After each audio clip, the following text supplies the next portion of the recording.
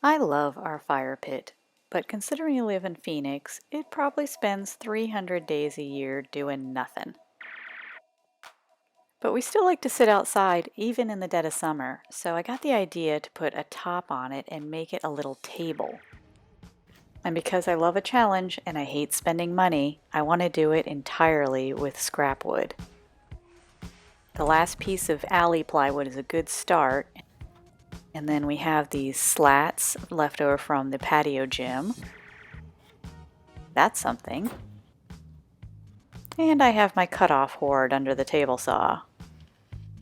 I'm not sure what sort of design I want to do yet, but a good place to start is cutting a base for the whole thing.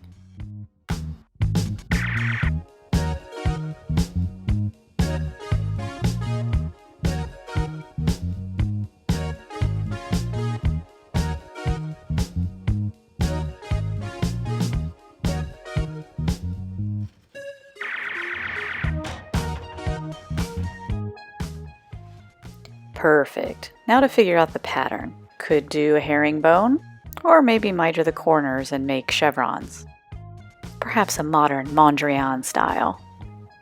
Or take our design cues from our outdoor kitchen tile. It looks like just a skinny diamond and a wider diamond and then a small solid diamond in the middle. Looks like I've got a lot of miter cuts ahead of me. Time to head out there and see if I can make something with what I have.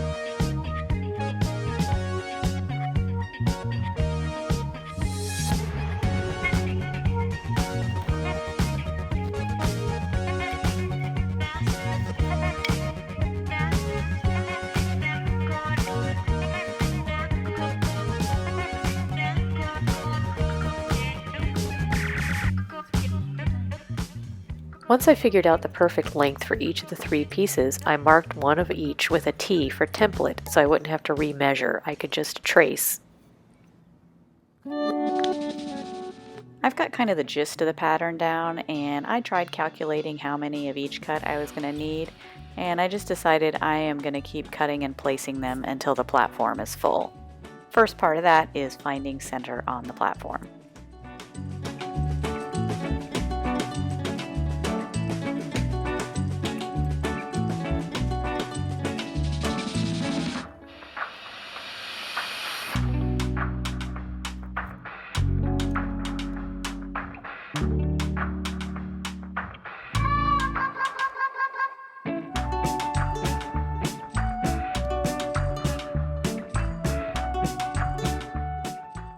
Since I have a lot more of the skinny lumber, I decided to just cut all of the thin diamonds first. Initially I planned on doing a full bleed of this pattern and just trimming off any overhang when I was done. But I found these boards are a perfect fit for a border. This is going to save me a lot of headaches.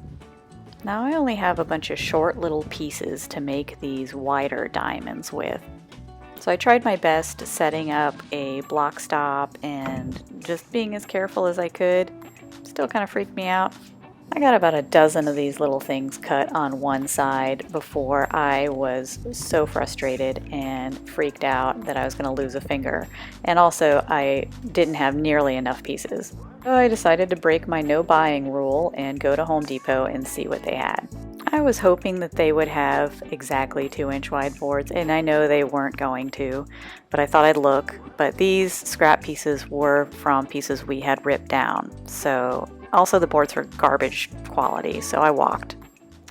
The other day we were pulling into the garage when I saw it. Yep, that looks like 2 of the 3-inch ones, actually 2.5-inch ones that we used for the gym that I can rip down. And then these are, I think, 1x5s, and they have our seasonal decorations up there. But I can even use those. Just replace them with some of this, or maybe those plywood scraps if they're long enough. Yeah, we got lumber. And done. Look at all that. All right, day 2 of the fire pit cover build. I am going to start today with putting the border around with those 1x5s I pulled from the rafters. It is currently 106 out here. I've got the portable AC set up. It's really just like a swamp cooler, so it's not great, but it'll help.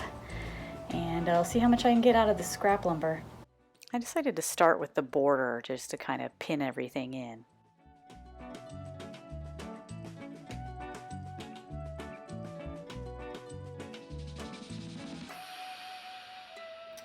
The answer is 2, because this is the one board I had. This is the board from the rafters. It's a little wide, so I guess I'm going to get to ripping.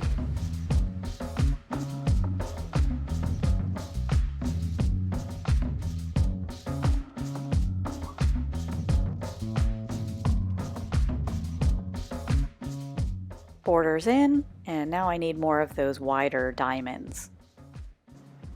I just used my template piece to space out the fence so that they're all the same width.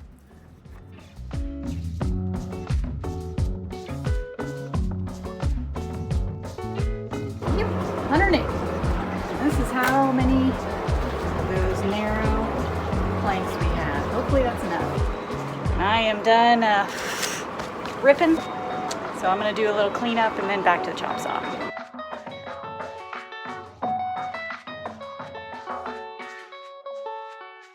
Things went so much faster with those longer pieces of lumber than those stubby bits. It was just flip, cut, flip, cut, flip, cut.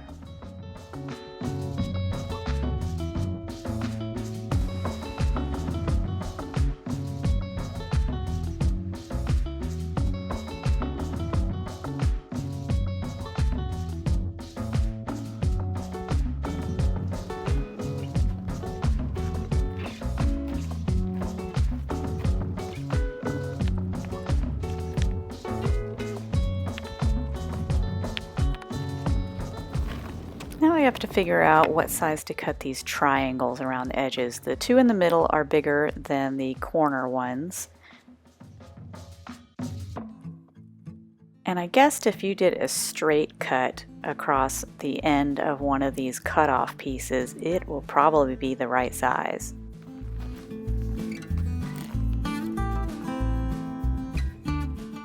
The corner ones were a little trickier to figure out. I basically had to measure kind of the hypotenuse of this right triangle and then transfer that figure to the end of one of the cutoffs.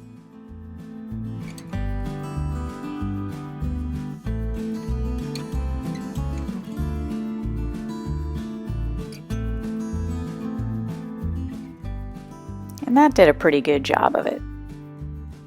Now the only other thing I would like to do at this point is to cut some vertical edges that go all the way around, hide that plywood edge, and keep it from shifting. But I don't have the lumber for that right now, so that's going to have to wait till the next part. In the meantime, I'm going to tack everything down.